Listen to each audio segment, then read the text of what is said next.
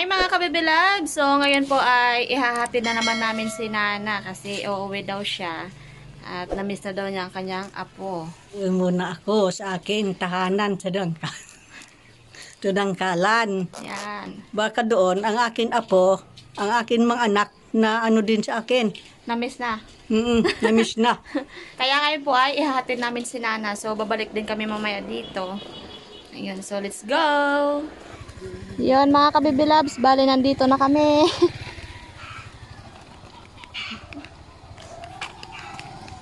Yun. Sakit ng aking ulo. Ha? Sakit aking ulo. Sa init siguro. Walang tao ang bahay. So, dahil nandito rin tayo ngayon sa bahay, ngayon po ay kukuha ulit tayo ng langka. Ayan o. Dahil meron na namang bunga. Kaya mo? Dalhin natin doon sa bahay. Ayan.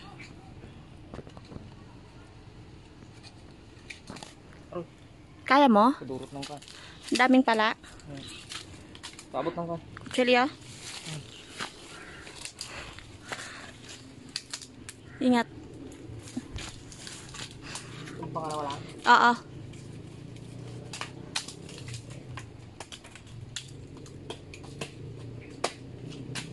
Kamay mo. Yun. Yan. Layo. Smile. Nakita ko nito. Ginaano ko lang yun. Kaya mo naman pala. Ang dami kong bunga. 1, 2, 3, 4. Ang dami na. Oh! Wow! Kita mo yan? Saan? Nasa taas? Tunog yan? Malapit na yan.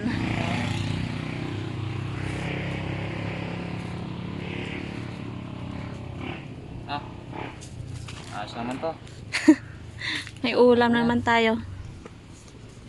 Baby loves, bale ngayon po kami ay uuwi na naman. So si Nana po ay may iwan nga lang dito. At goodbye na po kay Nana. Yan, goodbye na. Goodbye. Dito muna ako sa amin bahay. Yon. Na-miss na aking tahanan. Yon, na-miss na ang kanyang tahanan. So ngayon ay uwi na kami. Hi. Ay, Bye-bye.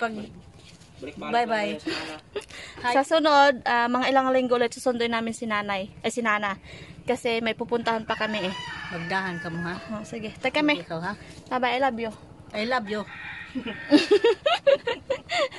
Dito na. Bye-bye, ingat. Bali dumaan pala kami dito mga kabibilab sa aming niyugan. So dito sa aking tatay kasi yung nakaraan 'di ba nakita nyo, nag-aano sila ng niyog, nagpalaglag. So ngayon po ay binibilad na po nila sa kalsada sa init. Ayan oh. Yan. Dito nila binibilad sa kalsada para mabilis matuyo kasi grabing init. Pero kapag walang init, so tinatapa nila yan. Pinapausukan. Bale, na pala natanggal sa kanyang bao. So kanina ay tinatanggal pa lang ito ng aking tatay sa bao. Yan. Ang dami.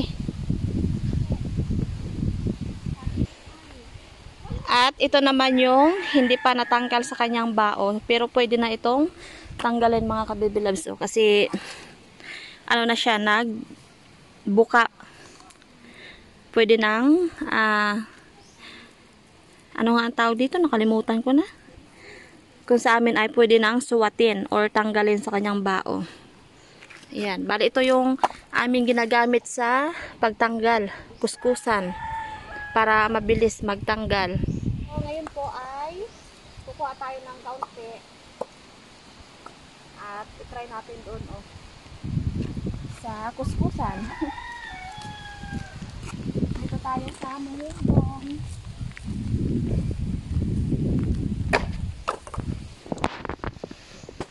Pero kapag hindi sanay dito sa kuskusan na to, so gumagamit kami ng dulos. Ganyan. Kapag sa dulos naman ay ganito lang. Ayan.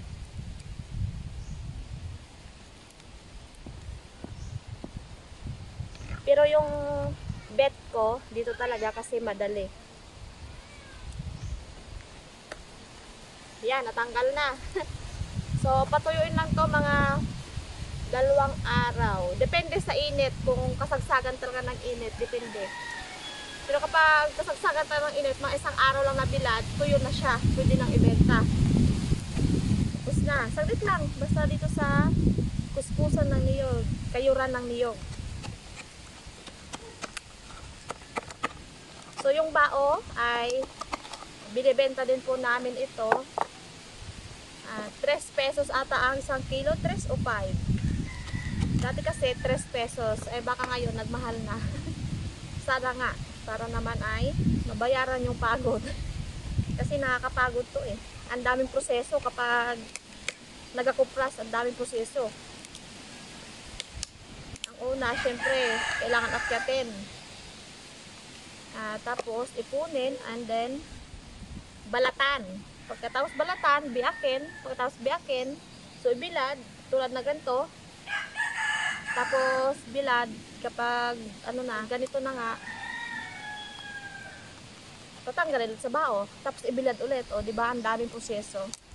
Pagkatapos natuyo na, so gina-chop-chop namin. Pagkatapos i-chop-chop, ilagay sa sako at ibenta na. Tapos pagbenta, kung ilan ang kilo, edi yun lang ang babayaran. Diba? Bago to matapos, ang daming pagod. Ganun talaga. Wala tayong magawa kasi yun ang ating hanap buhay. Tapos na. Saglit lang. So ngayon po ay ibibilad na natin ito para matuyo.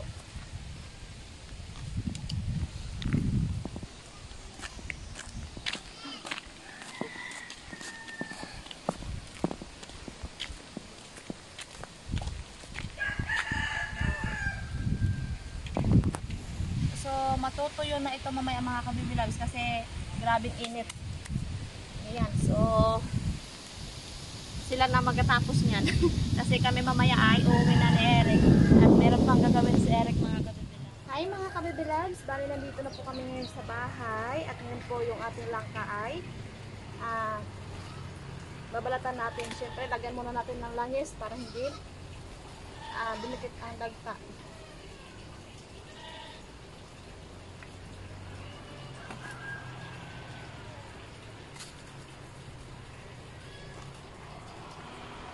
So, babalatan na natin. Meron tayong tubig dito.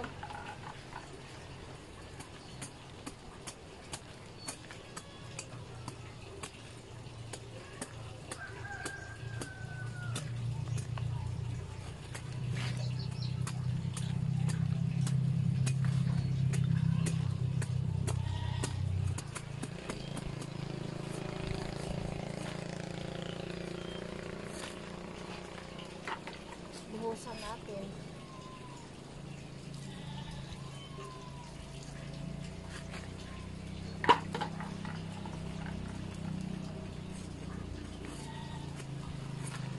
Mga kabibilags, bali tapos ko na po na balatahan.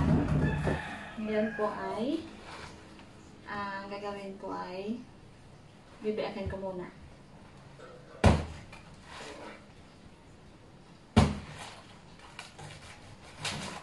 Yun.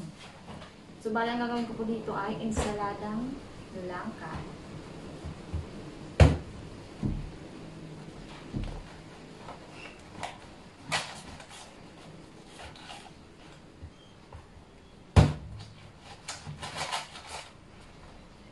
Tatanggalin lang natin yung kanyang ano dito sa gitna, yung matigas.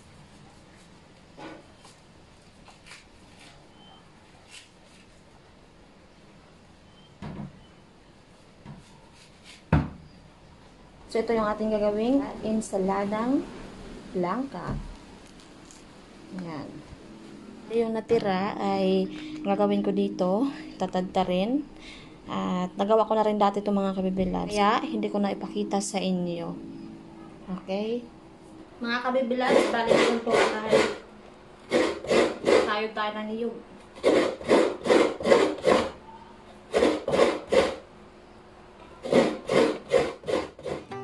So ngayon po ay magsisimula na tayo magluto ng ating langka.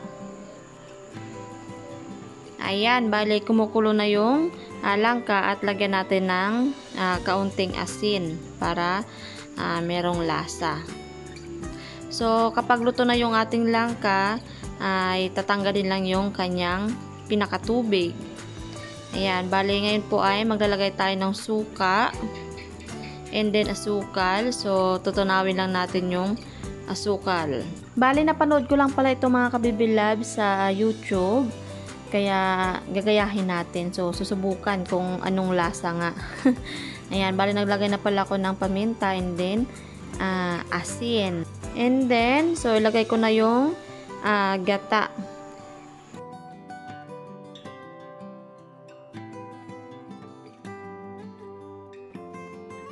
So, ito na yung ating langka. Bale, naglagay po ako ng luya at bawang at kamatis at sibuyas and then sili mga kabibilabs para may kaunting anghang. So mga kabibilabs, bale ito na yung ating ensaladang langka kaso di ko lang nabidyohan yung pagbuhos ng gata. Baby loves, bale ito na yung ano natin kanina, yung langka na hiniwalay. Yan, so tinadtad ko lang siya. Bale lagyan ko ngayon ng tuyo. So yung tuyo pala natin ay lambi yung ang tawag dito sa amin. Yan. Bale lagay ko na rin yung unang gata. Yan. So, pahibasin lang natin yan mga kabibilabs.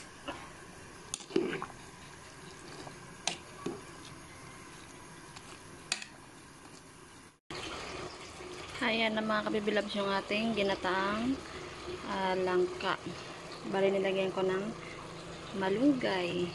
So, okay na po yan mga kabibilabs. Kakain na kami. Bali, ito na yung ating ginataang langka at yung ensaladang langka. So, ngayon po ay kakain na kami at inabot na po kami ng gabi. Yan, ito na yung ating ensaladang langka at yung ginataang langka po. First time ko makatikim na yung salada ngayon. First time ko din. Baka insamada. Ano lang, napanood ko lang yan sa YouTube. Pero ito Try. ang favorite. Yeah, This is so, my favorite. pray na tayo mga kabibilabs. Kaya naman sa pagkain sa pagkain ito. Ayan. Ayan. Ayan. So, kain po tayo. Tikman mo. Masarap siya. Tinikman ko kanina. May suka yan ah. May suka, may asukal, may luya, bawang, sibuyas, kamatis, at sili. Ang sili talaga. Yeah. Kunti lang Ito yung... kulang oh. Kulang. Walang sili na pa. Nakalimutan ko. Dahil gutom na, kaya nakalimutan. Ingat. Ano ba? Kunti lang yung lagay kong sili kasi maanghang. Sigurado. Sa akin, paborito yan.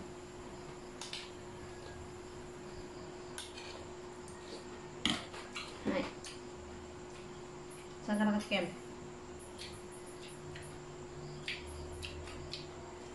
Ikahanga. Mga siya. Yung masin-masin. Mm-mm. Natikman ko lang ito. Sa... Sa yung darang ako dati, restaurant. Mm. Ganito ngayon. Saka ako dati ito. Pero ang kanya,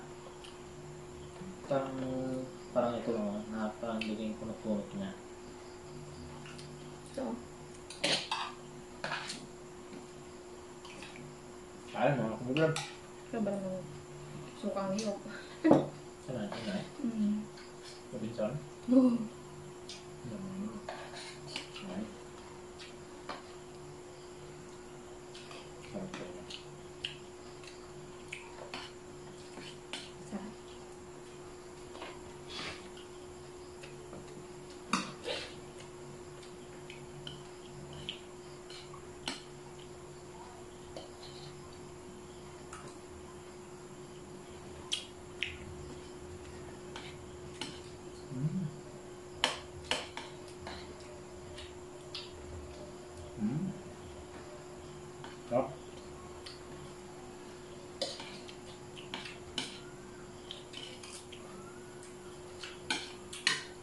matamis-tamis nung dati. May sukal ba? Ano ko niya na bintuan na yan. Yung sa madang langka. Ensaladang langka. Yung sa madang langka. Kala ko sa talong lang yun. Pwede din pala sa langka.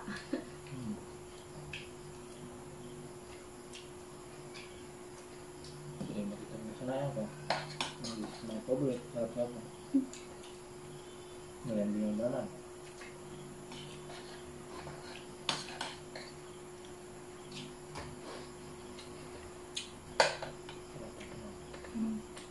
No. Kapala na yung kamay eh. Sakit pa. Puro na eh. Yung mga kalor-kalor pa.